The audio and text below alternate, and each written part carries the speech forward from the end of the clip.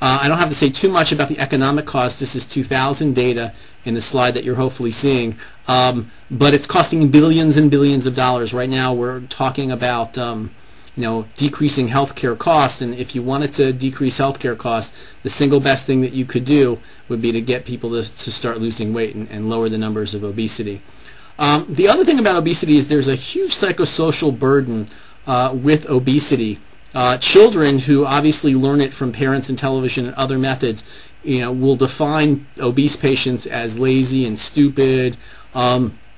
Patients have told us they are treated disrespectfully by our profession.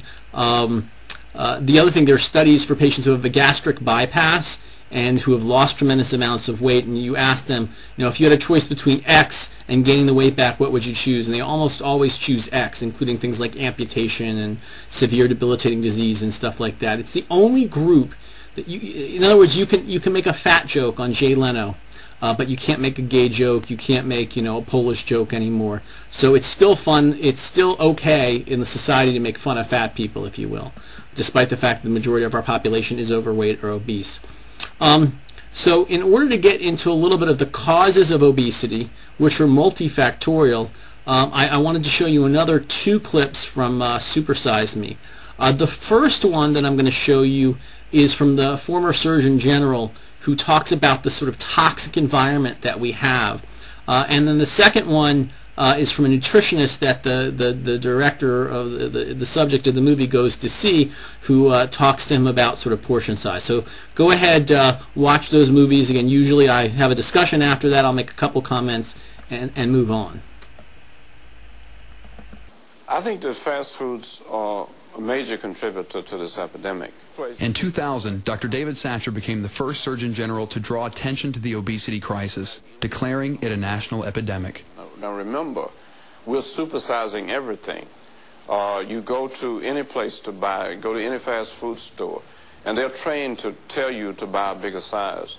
For 5 cents more, you can get the super size. Federal government will define a piece of meat, 3 ounces of meat, as a sensible portion, and that looks like a deck of cards. Few people would be able to find this deck of cards if they were served a piece of meat, a steak, in a restaurant. It would probably be about 4 or 5 times the size. One typical bagel that one is eating that looks something like this is going to comprise 5 servings of bread.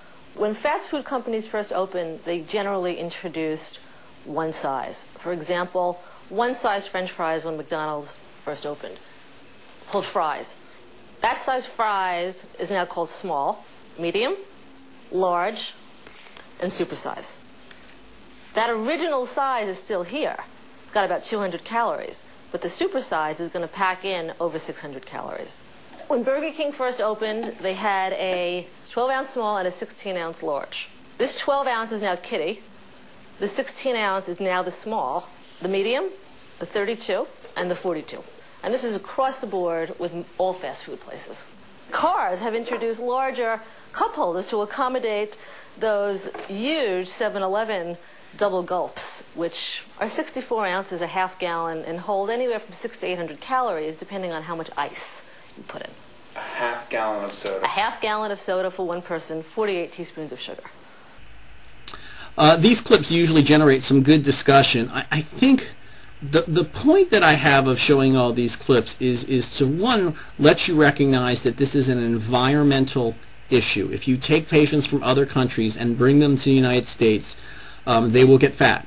We do live in this toxic environment where we generally don't do a lot of exercise because of the way our society is set up, where high calorie dense foods are plentiful, and it's not just the McDonald's, but it's the Starbucks and it's the snack machines, where portion sizes are increasing, so it's very, very hard to sort of avoid that.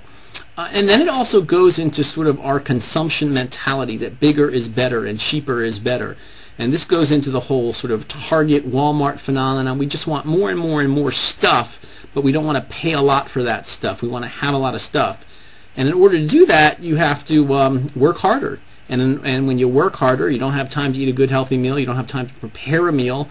And you don't have time to exercise. So we're working so hard to get all this stuff at a cheap cost that we're getting overweight. So it's multifactorial, including genetics, including cultural issues, specifically the American culture. And again, I could talk a lot about this. The point of showing you this is that you can't take away personal responsibility. There's no question that, if you're an adult, kids are a little bit different. If you're an adult, you can control what goes into your mouth. That being said, though, the environment and the society and all of the influences just mentioned, or things that you've seen, make it so hard for patients to do that even though there's personal responsibility, it's a huge challenge. That genetically, the genetically dispositioned person toward obesity, is almost like someone who's alcoholic, who's genetically predisposed to alcohol. And similarly, you wouldn't, for that alcoholic, you wouldn't, disparage him or her for their alcoholism.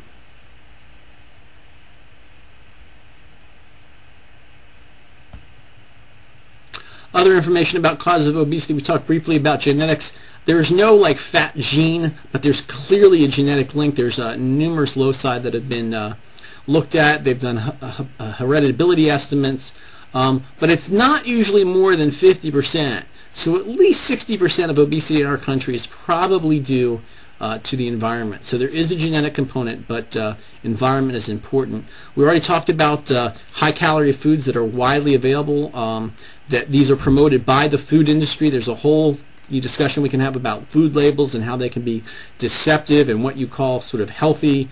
For example, I show a picture of the healthy choice. Healthy choice is low in fat, so it's fat-free, or low in fat, but it's certainly high in calories, and it's better to eat that than Ben & Jerry's. But if you eat a tub of that, you're going to gain weight. So there are a lot of factors as well. And the other thing, the converse is that good healthy foods tend to be expensive. So if you're, some of the discussions in the healthcare debate are, a junk food tax, basically making it more expensive to get these cheaper foods and using that fund to subsidize healthier foods. There is data on portion size getting bigger. No question, they're getting bigger. And again, why is this? It's the target phenomenon. We want a good value. We want that value meal. So we feel like for just 25 cents more, you get a whole tub of popcorn. Which is why they tell you that at the movies. So that's part of it as well. The incremental cost for some of these things to the food chains and the movie theaters is very minimal, and they know that you're going to come back because you're getting a good value.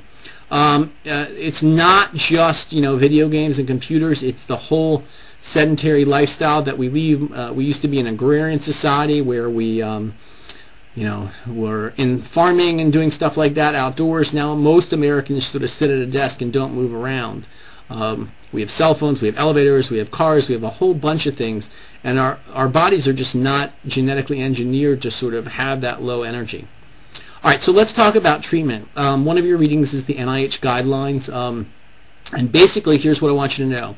Increased BMI is associated with increased risk. So you can think of, if we said that blood pressure and pulse were, your first vital signs, smoking cessation was your third vital sign. Think of BMI, at least in an obese patient, as a fourth vital sign. Everyone who is obese or overweight should get a BMI calculated because increased BMI is associated with increased risk. Everyone gets diet and exercise. There's no question. Diet and exercise is key and critical to anything, including surgery. However, medications and surgery do have some benefit. For patients who have a BMI greater than 27 with complications such as diabetes, hypertension, etc., or for patients without complications but a BMI of greater than or equal to 30, an obese patient, are all candidates for medication. And then surgery, again, same thing, greater than or equal to 35 with complications, greater than or equal to 40 with complications. So these things are important.